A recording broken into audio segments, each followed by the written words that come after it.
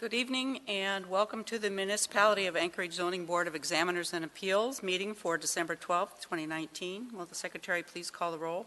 Ellen McKay. Here. Tanya Hickok. Here. Ken Ayers. Here. Dave Hale.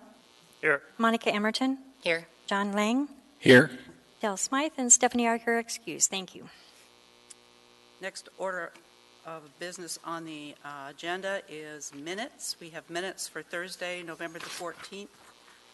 May I have a positive motion, please? Mr. Ayers. Motion to approve the minutes of November 14th, 2019. And that was seconded by Ms. Emerton. Are there any additions or deletions? Anybody need to do anything to the minutes? Is there any opposition to approval of the minutes? Seeing none, the minutes are approved, and we'll move on to the next order of business, which is special order of business disclosures. Are there any disclosures this evening?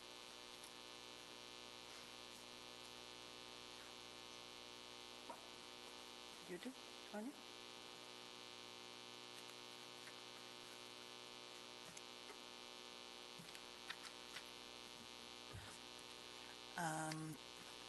I was absent on November 14th, so I can't vote on any of those. Okay. Next item is the consent agenda. The consent agenda consists of all matters before the board that do not require public hearing. All items are approved by motion without debate. Can I have a positive motion, please, for approval? Mr. Ayers. Motion to approve the consent agenda. Seconded by Mr. Lang. Does anyone wish to pull anything off of the consent agenda for further discussion? Seeing none, is there any opposition to approval of the consent agenda? Seeing none, the consent agenda is approved, and we move along. No appearance requests, no unfinished business, nothing on the regular agenda.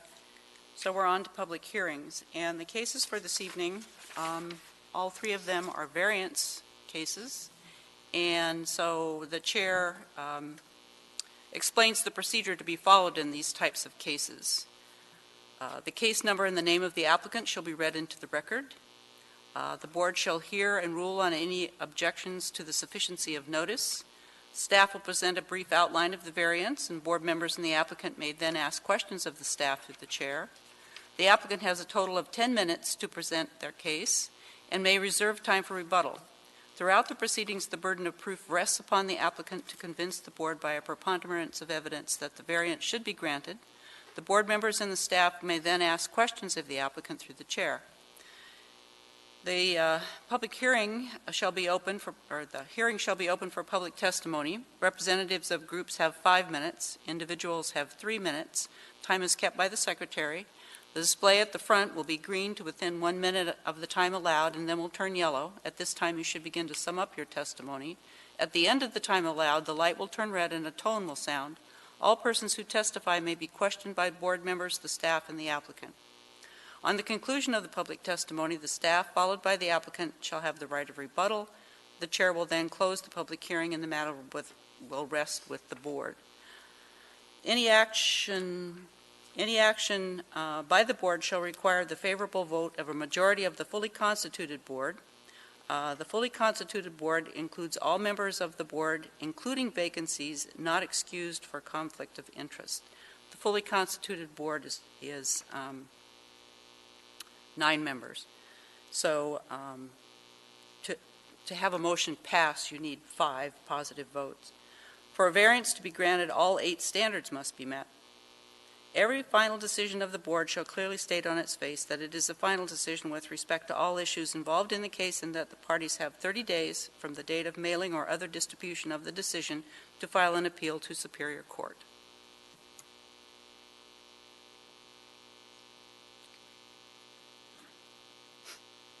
So at this time, we're going to take a moment, and Dave Whitfield.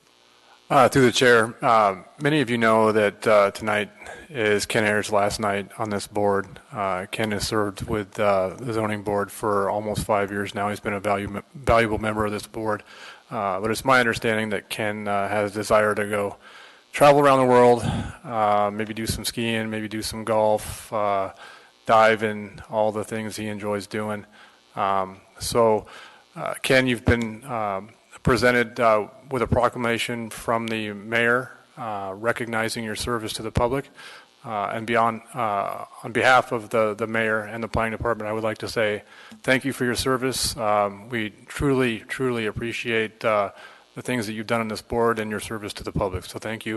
And I'll turn it over to you if you want to say anything. Through the chair. Thank you, Dave. And thanks, everybody. I appreciate it. And I look forward to not being here.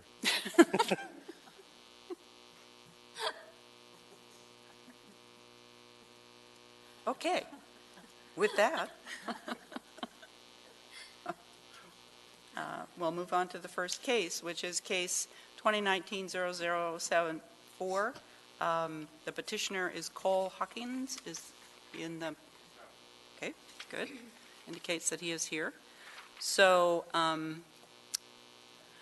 well, let's see. Will the staff please describe the notice given in this case? Thank you, Madam Chair. On October 23rd, 2019, a total of 112 public hearing notices were mailed.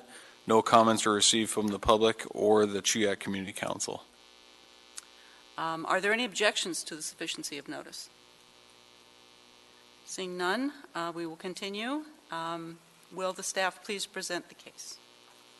Thanks again, Madam Chair. This is a request for a variance from AMC Table 2110-6, which is dimensional standards in the Chuyak Eagle River Residential District, and it's to allow a proposed garage to encroach 14 feet into the required 25-foot side setback in the CER6 district. The garage will be used as an aircraft hangar as the property is part of an aviation neighborhood with airstrip access. The owner wishes to remove the existing two-car garage and build a 50-foot wide garage to accommodate personal vehicle and aircraft. This will give them the ability to keep and service their aircraft on their own property while prolonging the life of the aircraft and keeping them indoors. The Shandell Acres subdivision is an aviation community with airstrip access, and the majority of properties have hangars. The placement of the hangar will be accessed from Immelman Circle, which connects to the airstrip. The lot slopes steeply to the east where Immelman Circle connects down to Cloverleaf Road. The owner purchased the property in 2018 and discovered the need for a side setback variance upon preparing to begin the construction of the project.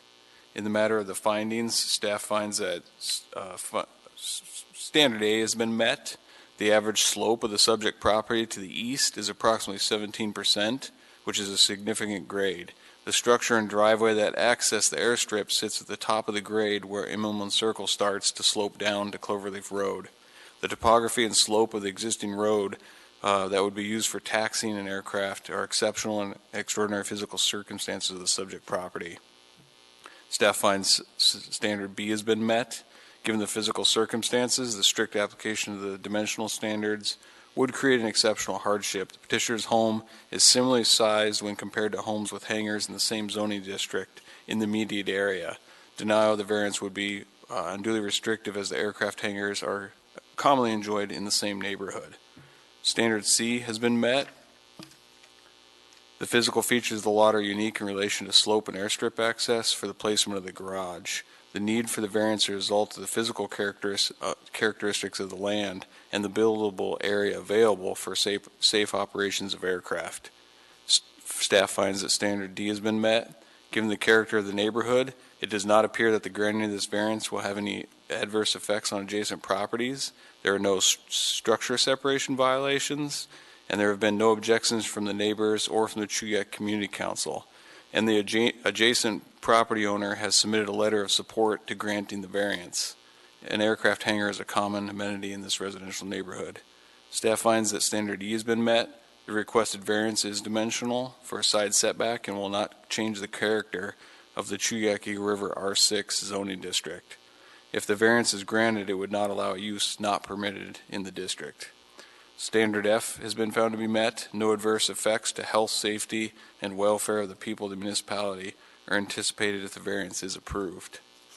Standard G, the variance is not related to ADA accessibility.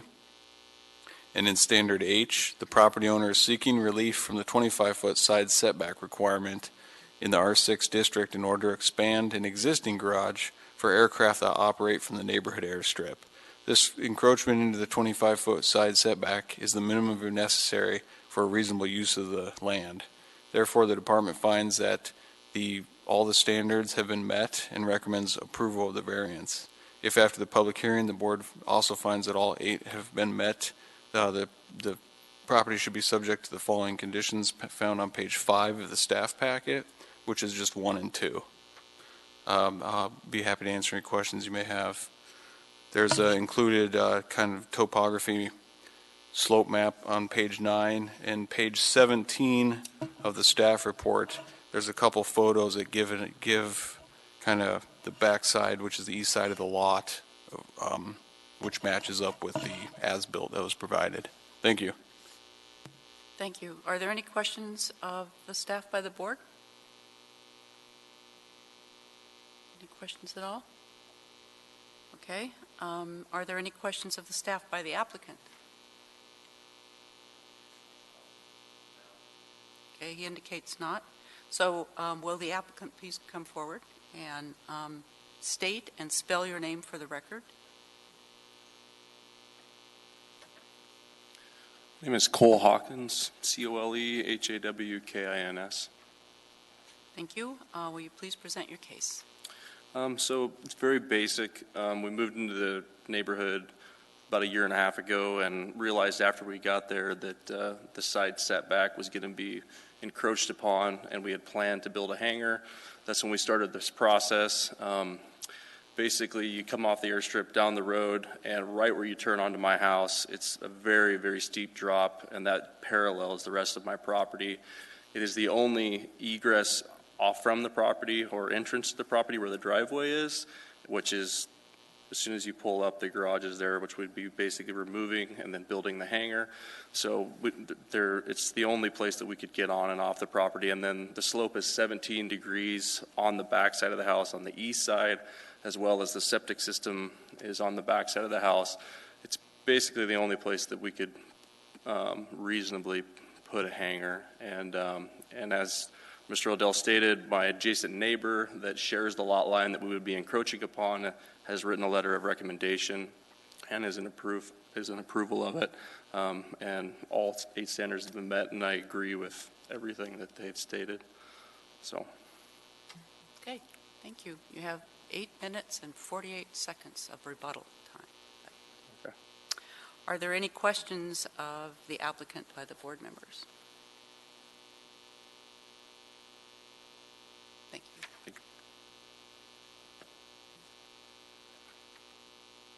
Okay, is there anyone from the public wishing to testify in case 2019-0074? Anyone at all? Seeing none, is there anything additional that you want to say, Mr. Hawkins? You need to come up and speak into the mic if you do. Sorry.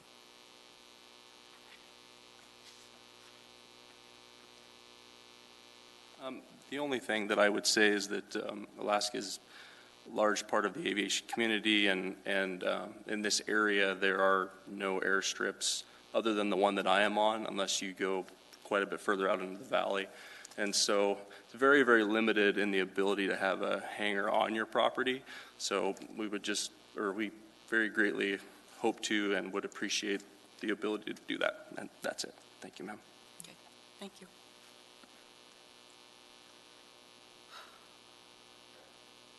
Anything that staff would like to say? No, Madam Chair. Thank you. Then we'll close the public hearing, and the matter rests with the board. May I have a positive motion, please? Ms. Emerton. Yeah, I move to approve case 2019-0074, subject to staff conditions 1 and 2 on page 5. and seconded by Ms. Hickok. Would you speak to your motion, please, Ms. Emerton? Yes, I intend to support my motion. Staff has provided us with wonderful findings in the packet, and I would refer to those as reasons why I'm planning on supporting my motion. Ms. Hickok, anything? I echo Commissioner Emerton's comments. Anybody else?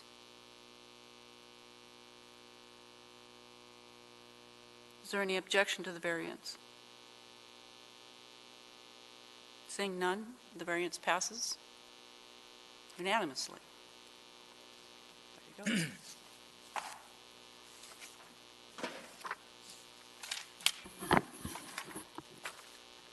That easy. Okay, moving on to the second case, case 2019-0158, Ricky Bashor. Okay, indicates that he is in attendance. Will the staff please describe the notice given in this case? The Planning Department mailed 120 public hearing notices on October 30th. No comments were received from the public, and the Community Council did not comment. Is there any objections to the sufficiency of notice in this case? Seeing none, will the staff please present the case? This is an application requesting dimensional variance in a residential district to allow a single-story structure to encroach 2.5 feet into the 5-foot required side setback in the R2M district. The structure is a detached garage with 640 square feet of gross floor area. The garage foundation encroaches half a foot, 6 inches, and the eaves encroach another 2 feet for a total of 2.5 feet. Eaves are permitted to encroach 2 feet into a required setback, but not when the structure is already into the setback. That would be if the building was essentially built to the setback, and then the 2 foot of encroachment for the eave went from there. The garage encroachment was discovered by the current owner when they applied for a building permit to convert the existing garage into an accessory dwelling unit. The encroachment was created in 1996 when a previous owner built the garage, not according to the plot plan. Accessory dwelling units are not allowed to have any encroachments into setbacks. That's something sort of special about accessory dwelling units, where it explicitly says there cannot be a dimensional variance for an accessory dwelling unit.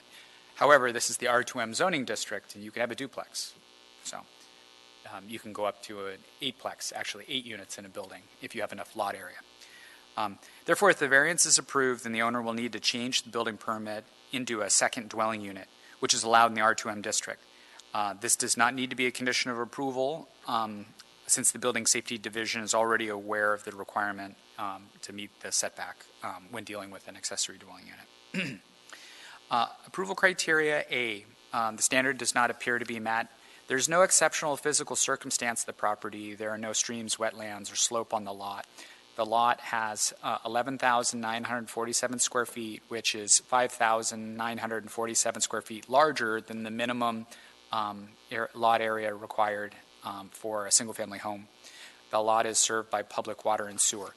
I'll note that the driveway is quite steep, but that's essentially from the cul-de-sac going up the driveway. All the steepness is within the public right-of-way. The lot itself is quite flat. Approval criteria B, the standard does not appear to be met. There's no physical circumstance of the lot contributing to the need for the variance. The lot is a non-conforming lot. The lot is a conforming lot of record, and the existing house meets the required setbacks. The garage was constructed in 1996 and does not have a final certificate of occupancy. The garage could have been built meeting the required 5-foot setback from the west property line. Approval criteria C is partially met. While there's no physical circumstance or peculiarity of the land, the encroachment as a result of construction not according to a plot plan. The original home was built in 72 without a garage. A detached garage was added 24 years later and does not meet the required 5-foot setback in the R2M district. The current owner purchased the home in 2017, but the garage was built in 1996 by a different owner. The current owner discovered the encroachment when he applied for a building permit to convert the garage into an accessory dwelling unit. Approval criteria D is met. The detached garage has existed for 23 years. It appears that the encroachment of the garage has not created any issues on adjacent property. There are currently no structure separation violations. Drainage and runoff do not appear to be issues. The neighbors and the community council have not commented or objected. Approval criteria E is met. The variance is dimensional and not a variance for a prohibited use. It will not change the character of the zoning district. Approval criteria F is met. There are no identified health or safety issues with the property. The owner is seeking relief from a side setback requirement in order to complete a pending building permit to convert a detached garage into a second dwelling unit, which is allowed in the R2M district. Approval criteria G is met. This is not related to ADA accessibility or reasonable accommodation. Approval criteria H does not appear to be met. The need for the variance was created by the siting of the garage location when it was constructed by a previous owner. There's ample lot area to build a detached garage that meets the setback. However, the encroachment is small and appears to be de minimis. The department finds that approval criteria A, B, C, and H do not appear to be met. If, however, the Zoning Board of Examiners and Appeals makes findings that all the standards of approval criteria are met, then it should be subject to conditions 1 and 2 on page 5 of your packet. Those are standard conditions of approval. Page 6 of your packet shows the as-built to the property. 7 has a photograph. There's a zoning map after that. Towards the back, page 17 shows the building permit that has been applied for and how this was all discovered. And then page 25 shows what appears to be the initiation of a building permit with a plot plan showing the siting of the garage meeting the setback back in 1996. That's on page 25. So it was intended to meet the setback, but something must have gone wrong. And that's all I have. Thank you. Are there any questions of the staff by the board?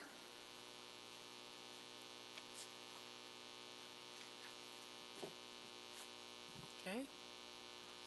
Any questions of the staff by the applicant? He indicates not. Well then, will the applicant or the applicant's representative please come forward? State and spell your name for the record, please. My name is Ricky Bayshore II, RICKY Second. And please present your case. We purchased this home about 2 years ago with the option, hoping we were buying in a residential area that we can convert for additional second dwelling units since it was zoned for that. And this place had a side garage that we thought was perfect to convert to a second dwelling unit. And that's when our main purpose was to convert that so we can utilize it for our family. So elderly family, as my mom got old and her relatives, as they came in from Kenai area, they would be able to stay there. We'd be able to also possibly rent it out for additional money to help make ends meet for this type of area. That was our main goal with that. It was purchased without our knowledge that this was an issue. I was hoping that this would have been brought to my attention when we were discussing with the realtor or closing on this at any point, and it was never brought. So we just kind of found that during the permit process, this is what needed to be done. So it's us filling out as many of the fields that we could for qualifying for the variance. It seems that a couple of the qualifications didn't meet, like the sloping of the area wasn't extreme to meet that first need, but it seemed to be nothing I can control, so I wasn't able to affect that. It was pre-existing, so it was not like I intended on it being 6 inches over on the side. Our hopes is to get it approved so we can convert this into a livable area so our family can use it. We did talk with a few neighbors. They weren't willing to go online or actually write a statement, but 2 of our neighbors, 9941 Chalatenna Circle, Helen Keeney, our immediate adjacent neighbor, she was totally willing and understanding and supportive of the variance, as well as Linda Stratz at 9920 Chalatenna Circle. They were more than willing to, they didn't understand why this would have been an issue. We had a couple other neighbors down the road, about 5 or 6 houses down, where they had a complete second dwelling unit built in the back of their home, and that's what we talked to them as well before, and they thought it was a great idea when they got into buying an area that you can develop and have that ability, and so that was one of our main selling points, that this would give us that option. We were really discouraged that this was found that the variance was needed to continue the process. We want to make sure it was all approved and above board. We had many contractor recommendations, and we only wanted to go with contractors that were willing to get us permitted to make sure this was done right, and it was done all above board. Often the permit contractors wouldn't want to come to get these permits, so we just started doing it on our own, and that's what brought us to here. So I'm hoping we can consider letting us use this area to convert it. I know Anchorage is really trying to develop, and I think it would help the city. It would be another place that people could stay, relatives, as well as if we weren't having relatives stay there, we could rent it on Airbnb for additional funds, and that could be additional housing that can help the city. Those would be some of the considerations that I would like to mention. It seems that it was the 6 inches was the extension that it was over. I tried to reach out to the person that developed the as-built, and they weren't willing to verify any of the information for us. All I could get them to verify was that it was shot from the street, and then that the corners were set in the day after by his daughter. But me not being an expert in that field, that doesn't quite mean too much to me, and it was another, I think, $550 for us to get another as-built to redetermine that distance. So I was a little questionable on the distance, because it seemed like when I measured out there by hand is like there's over 9 feet, 100 and some inches for that area. So it seems like it may be inaccurate, but I have no evidence of that at this point. All I can hope is that it can be granted and we would not have to get rid of 6 inches or whatever is impeding. Okay, thank you. Are there any questions of the applicant by the board members? Mr. Ayers.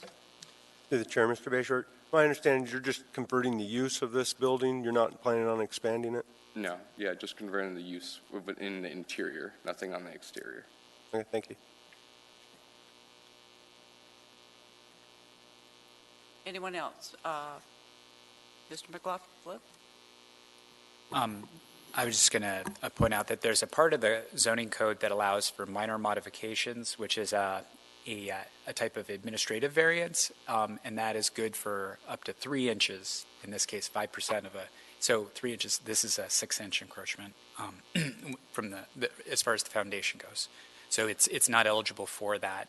It's close, but yeah. 3 inches away. Thank you.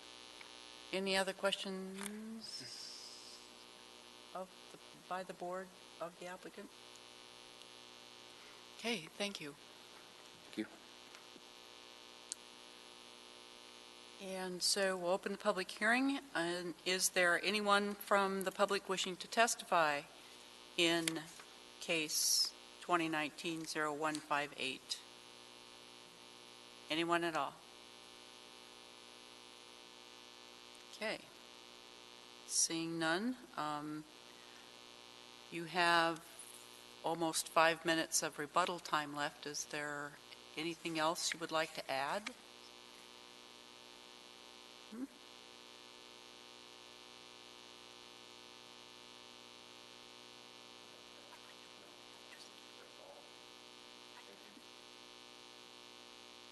He indicates not. So we close the public hearing, and the matter rests with the board. May I have a positive motion, please? Mr. Ayers.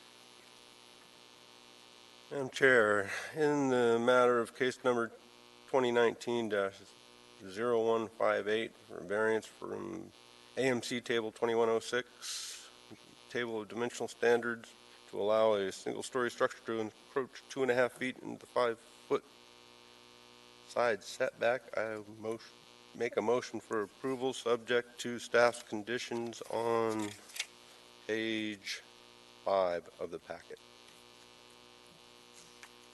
And seconded by Mr. Lang. Mr. Ayers, would you speak to your motion, please? Thank you, Madam Chair. I intend to support my motion. I believe this case, like so many that we see,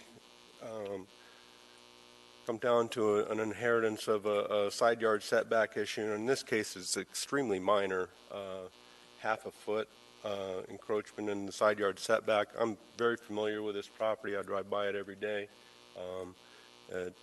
Encroachment that exists is certainly not harming anybody in the community, and just changing the use seems to be pretty innocuous to me.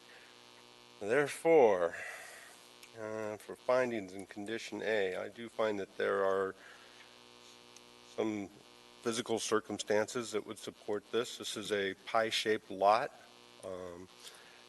It's also a corner lot. There's a significant slope on the western portion of the lot that's adjacent to this, and I think that that is enough of a physical circumstance to find that that standard has been met. That same thought would apply to condition number B, or believe that it would be an undue and exceptional hardship on the property owner to deprive him of this variance. And condition C, he did not build the garage in its current location. He wishes to merely change the use of the property, and I find that that standard is also met. Agree with staff. Condition D, E, and F are all met. G does not apply, and H, I believe that this is the minimum variance that will make a reasonable use of the land as it exists today. Thank you. Mr. Lang. Through the chair, I also intend to be supporting this motion. In my experience and having seen this type of encroachment, which, as staff points out, is very minor and it's almost within the standard for an administrative variance, it's disappointing that real estate professionals don't know the code like we know the code. And it seems that it's no fault of the owner that they purchased this not knowing that they would not be able to enjoy this type of improvement. And at the end of the day, if we don't grant the variance, the use won't change, but nothing else on the ground changes. So again, I'll be supporting my motion. Thank you. Any other discussion? Anyone else? Okay, seeing none, then I guess we'll vote.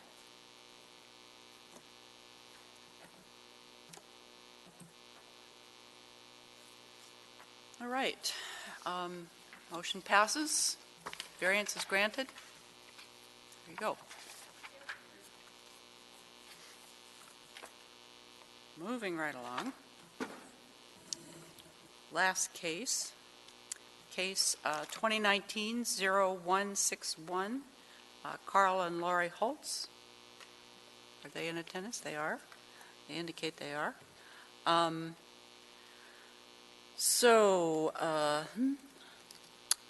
Will the staff please describe the notice given in this case? Thank you, Madam Chair. On October 23rd, 2019, 367 public hearing notices were sent out to neighboring property owners in accordance with the procedures of Anchorage Municipal Code, Title 21, Chapter 3, subsection 020H. As of this writing, no public comments have been received, and a notice of public hearing was also mailed to the Campbell Park Community Council, who did not submit comments on this case either. Thank you, Madam Chair. Are there any objections to the sufficiency of notice in this case? Seeing none, will the staff please present the case? Yes, thank you, Madam Chair. The petitioner would like to construct a two-story addition onto the front of their home to provide a larger enclosed garage with living space above. The total footprint at this addition will be 470 square feet. The petition site is located along the Campbell Creek Trail with the trail access point immediately adjacent to the property. The existing structure includes a one-car garage which cannot accommodate more than one mid-sized vehicle. The applicant has experienced repeated theft of their personal property and would like the additional security that a larger permanent parking structure can provide. The petitioner has chosen to site their addition in the proposed location to minimize the amount of necessary land disturbance, enhance street-facing facade aesthetics, and to make use of the existing driveway. The Planning Department has reviewed the application and presents the following findings to the board. For Standard A, the standard is not met. There are no exceptional or extraordinary physical circumstances of the subject property that affect this lot beyond others in the same district. This lot is not affected by topography, streams, wetlands, or any other physical impediments within its boundaries. However, while there may not be exceptional or extraordinary circumstances of the subject property itself, there are exceptional physical attributes adjacent to the subject property. Trail access to the Campbell Creek Trail is immediately adjacent to the east of the subject property. This trail access point is intended for use by residents of the neighborhood as a recreational amenity. According to the application narrative, the property owners have noticed increased vagrant activity originating from the Campbell Creek Trail, which spills over onto their neighborhood through this access point. Because of this, they have noticed an uptick in petty crime to include the theft of their own personal property and repeated vehicular break-ins. While vagrancy is a social circumstance and not physical in nature, the adjacent trail access enhances the convenience of petty theft of property adjacent to the access point. To mitigate this problem, the property owners would like to construct this addition to provide additional enclosed and secure storage of personal property and vehicles. For Standard B, the standard is not met. The existing home has a one-car garage which is intended to serve as enclosed and secure storage for personal property. Enclosed garages are amenities commonly expected and provided in colder climates. Because this amenity is currently provided, the strict application of code would not deprive the applicant of rights commonly enjoyed by other properties within the R2A district. However, given the home's proximity to an access point to the Campbell Creek Trail, the subject parcel has become an easy target for petty theft from vagrants who may live within the Campbell Creek Greenbelt. This type of exposure to theft opportunities for those with ill intent may not be equal to parcels located more interior to the subdivision. In addition, it is normal to expect that the occupants of a single-family home will possess more than one car. The existing one-car garage is incapable of accommodating all the various personal possessions of the homeowner in addition to at least two personal vehicles. Because of this, the applicant is requesting this variance to allow for the construction of a larger two-car garage. For Standard C, standard is partially met. While the proposed encroachment is entirely self-imposed, there are special conditions and circumstances affecting the parcel that are out of the control of the property owner. The social issues surrounding vagrancy and petty crime within this area are in no way a result of the applicant. It is understood that steps can be taken to secure their property, such as installing cameras, floodlights, and/or fences. However, providing both a physical and visual barrier from those seeking out opportune items to steal is a substantial security upgrade for the owners. For Standard D, we believe this standard is met. Given the character, history, and current zoning of the neighborhood, It does not appear at this time that the granting of this variance will adversely affect the use of adjacent properties.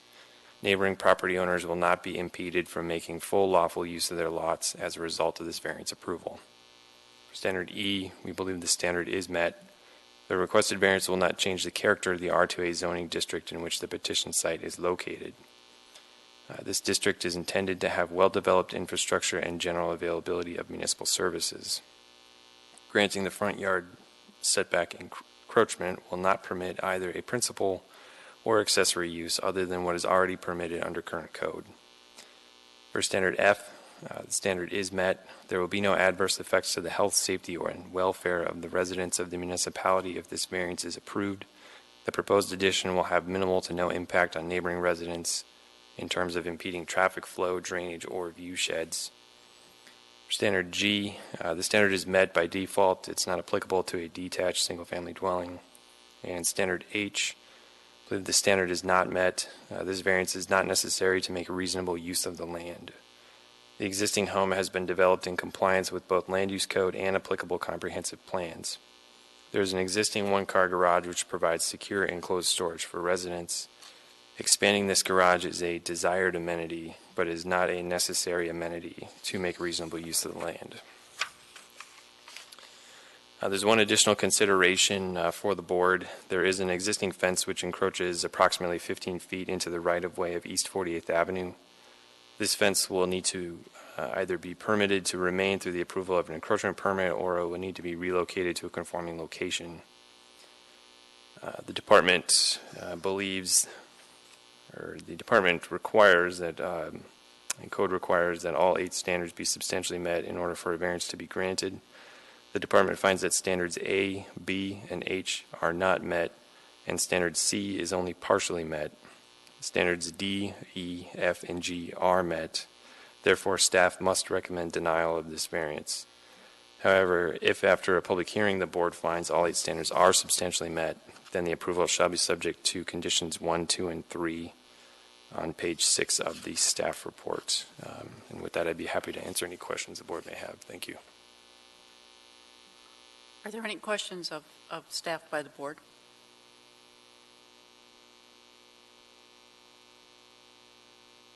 Seeing none, are there any questions of staff by the applicant? They indicate not. So will the applicant please come forward and state and spell your name for the record, please? Sure. My name is Carl Hulse, K-A-R-L-H-U-L-S-E. Thank you. Yep. Please present your case. All right. Well, thank you for hearing us out tonight. Could you speak a little more? Oh, sure. Yeah. We've lived in our current home for the past 13 years, and over the last 5 years in particular, as everybody's aware, we've noticed quite an uptick in homeless population, and in I guess the word that's used is vagrants, using the trail system that is directly behind our home and along the access to the trail system that runs to the east of our home, immediately adjacent to. Now, we use the trail. We love the trail. I mean, that's part of the reason we bought the home. But we've had multiple break-ins into our vehicles over the last 5 years. Of course, we've had other things stolen from the back of our properties as well. And in order to, just frankly, in order to continue to live in this location, my wife and I decided something needs to be done, and the best solution that we've been able to come up with is to add on to the house and build a 2-car garage. We could put our cars in there. It would protect our vehicles, provide us some additional space to put some of our other items that we have outside now inside, etc. All that's, I think the staff report speaks to that pretty eloquently. What I would like to do, I guess, is just step through the approval criteria that are not approved at this point or are not found to be appropriate. So for criteria A, there exists exceptional or extraordinary physical circumstances, etc. I would like to point out that another way to look at this is to say that, you know, the trail access adjacent to our home provides easy access for people walking up and down to the trail from East 48th. And in fact, the lack of a physical impediment is in this case an extraordinary physical circumstance that is different from our adjacent property owners. The property owner to the east has a steep hillside that's wooded that prevents people from accessing his property. The property owners to the south and to the west are either interior to their subdivision or they have physical homes that protect them from people cutting across their driveways, cutting across their land, etc. We don't have that.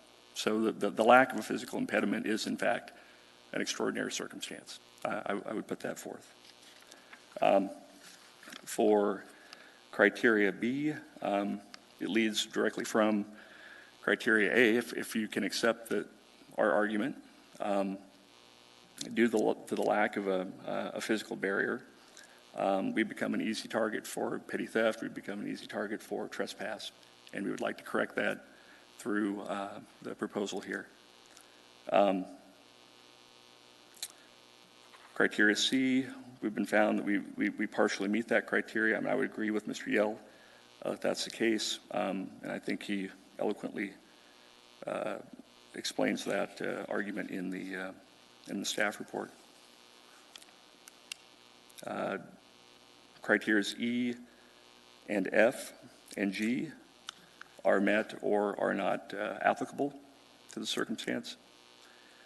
And criteria H works towards the idea that the variance granted would be the minimum variance that will make it possible to reasonably use the land. From a strict standpoint, that's certainly an opinion that can be defended. I mean, in our case, though, this variance is the minimum that's going to be required or needed for us to be able to live safely and happily at our home. So I would hope that there would be some consideration of that. I guess with that, I'd like for my wife to speak as well, if that is okay, as part of our 10 minutes. It's part of your 10 minutes, Okay, yes. certainly. We'll switch. Okay. Thank you.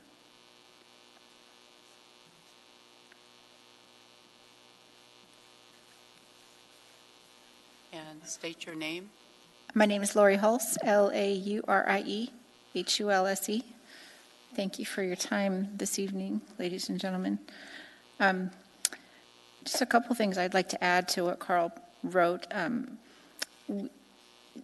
As a proactive step, we did go around and talk to our neighbors. We have a kind of close-knit little neighborhood there, and we like to live there. So I went around and I got a letter that has, I think, 10 signatures on it from the neighbors that I could find. There were a few that I wasn't able to track down, but we didn't get any public comment of any kind. And then the other thing I wanted to address were some of the, there was one agency that had a couple of comments. They did note that they have no objection to this variance if it were to be granted, but they did suggest that there were other alternatives for where we could put a garage, and I would like to address that. We really thought about alternatives for where else we could put a attached garage on our property, and the suggestions were to put it on the back of our house, and that would require a driveway along the east side of the property within the easement, and then to take a sharp 90-degree turn into a garage on the back of the property, which is really not practicable. It would close off the back of the house from the entire backyard. So we didn't like that option. And then the other option was to site the garage on the west side of the house. There's, by code, enough space there. It would require a different driveway, relocation of all of the utilities with the exception of electricity, and it would require us to remove all of the mature trees in our front yard, which are spruce and birch, as well as lilac and apple and mountain ash and a cherry and the maple, and I think that's about it. And that location would be pretty close to our western neighbor, be scrunched right up against their property, and I think they're not in approval of that. So this proposal is the most practicable place for a garage addition on our house. We did look at other alternatives. I think that's all. Thank you. Thank you. Are there any questions of Ms. Hulse by the board? Mr. Hale. Thank you. Through the chair. Are most of the other neighbors, do they have two-car garages? Several of them do, yes. Pretty typical. It's pretty common on East 48th. Thank you. Yes. Any other questions? Thank you. Are there any questions of the applicant by the staff? Indicates not. Okay, so we'll open the public hearing. Is there anyone from the public wishing to testify in case 2019-0161? Please come forward and state your name. Spell it for the record, please. Hi, my name is Diane Faude, D-I-A-N-E. Last name is F as in Frank, A-U-D as in Denver, E as in Edward. Excuse me. I am a neighbor of Lori and Carl. I live in the condominium association, which is to the south of their property, and there are 16 units there. I've lived there since 1981. They moved in 2006, and they've been the best neighbors ever. If you ever need anything, ask Carl. He's there for you. They have the unfortunate circumstance of being at the end of a dead-end road. The only access out of there would be the bike trail. So you can't take a car through there. People constantly turn around, because we have the Campbell Creek Park is right off of 48th Street in Lake Otis. So they put up constantly with cars pulling into their driveway, backing out, going this way, going that way, people coming down there and having little love affairs at all hours of the morning and night. The homeless situation is dire there because the north of their property, they're right up to the bike trail. And the homeless people have pretty much taken over Campbell Creek Park. You can look at police reports and you can see that they're there all the time. Then they have that bike trail right next to their house, which means that the public walking on 48th Street and wanting to get out of the dead-end street, they have to take that bike trail. So you can't have any motor traffic there at all. The only one is the park people who come and clean up the garbage, which actually my neighbor does that. So because of the circumstances of them being right up against that bike trail, that's what's causing the problem, because they do need to protect their property. We're constantly having people come in yards stealing stuff. It's a little out of control, and they get hit the worst, which is very sad. They have 3 children. They take good care of their stuff. They're the best neighbors ever, and I would hope that you would approve this, because their picture that I saw of the property would do nothing but enhance our neighborhood. That's it. Okay. Any questions? By the board? No. Thank you. All right, thanks. Anyone else wishing to testify? Anyone else wishing to testify in case 2019-0161? Anyone at all? Okay, seeing none.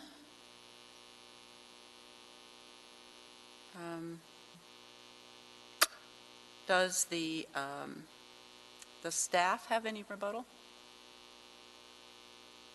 No, Madam Chair. And does the applicant have any rebuttal? indicates not. So the public hearing is closed and the matter rests with the board. Can I have a positive motion, please? Ms. Hickok.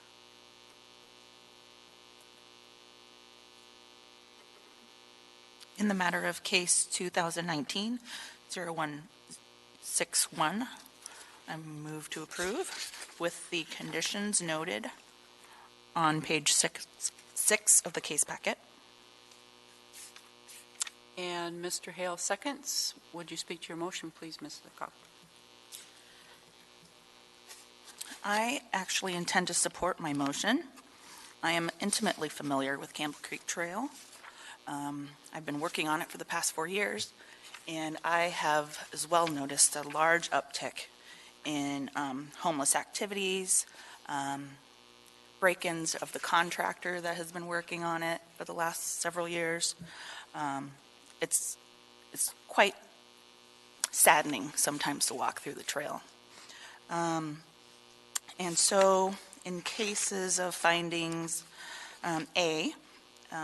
due to the extraordinary physical circumstances, the close proximity to the Campbell Creek Greenbelt Trail, it is the neighbor of the Spur Trail, which I believe is also exceptional in that no other neighbor in that neighborhood has that issue to deal with, as well as B and C, or B, let's go back to B. Again, that's the same physical circumstance, the close proximity to the Spur Trail for Campbell Creek.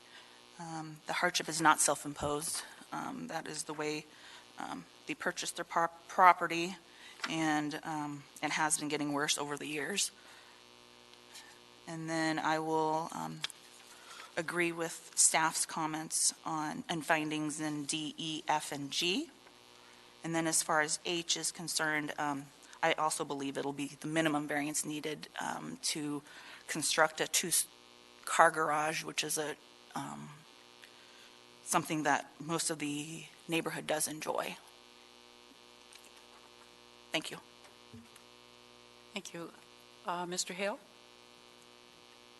Through the chair, I would only add findings for number B, and that most people are, having a two-car garage is a pretty reasonable use of your property, and so I think that it would be undue hardship for them not to have a two-car garage as their neighbors have. Mr. Ayers? Thank you, Madam Chair. I intend to support the motion. I would also throw out there that the property is adjacent to an undeveloped right-of-way, which is very unlikely to ever develop, but be used for ingress and egress by people on foot. That creates part of the problem that they have. I would also like to offer a slight modification to the department recommendation number 1. If you look at the plot plan that they have, the building's at a slight skew to the property line by 0.2 of a foot from the 2 ties that are shown to the front property line. I would recommend that be changed from 6.3 feet to 6.5 feet so they don't run into a problem after it's constructed. So this is a motion to amend. It's a friendly amendment to the motion. I don't think we do friendly amendments. Can I do that? Because you said no. So it has to be. So it's a motion. And you've spoken to it. And so, do what now? Yeah. To change it from 6.3 to 6.5. Right. Can you, through the chair, can you just, when you say subject to, can you say modification of 1? We'll just amend it. We'll just vote. Is there any objection to changing it from 6.3 to 6.5? Oh, we need a second. Okay, well, now we have a second. Is there any objection? Oh, there's no objection, so the conditions are amended. The original motion is amended. And do you want to vote? Or can I just, okay. please vote.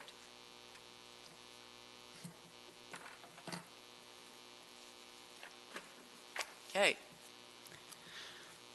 The motion passes, and your variance is granted. There you go.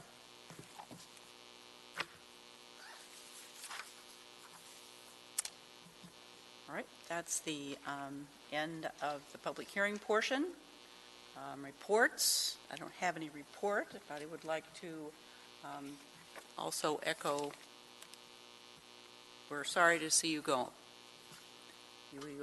We're going to miss your expertise and your experience, and hope you have fun.